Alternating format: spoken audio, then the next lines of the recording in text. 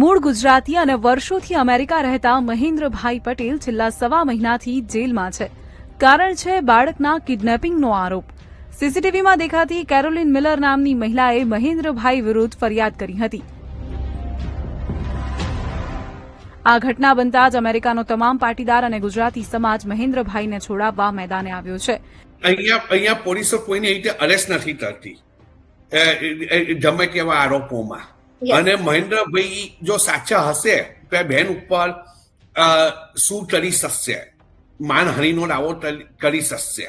Petition file કરી છે. It's world wide, એટલે ઇન્ડિયાના બી લોકો જો પિટિશન ફાઇલ કરે, અને એવું જરૂરી નથી કે ખાલી પટેલ લોકો પણ કોઈ બી લોકો એમ કે જો અને આ પિટિશનને જો સપોર્ટ કરશે તો મહેન્દ્રભાઈને તરત જ જસ્ટિસ મળશે.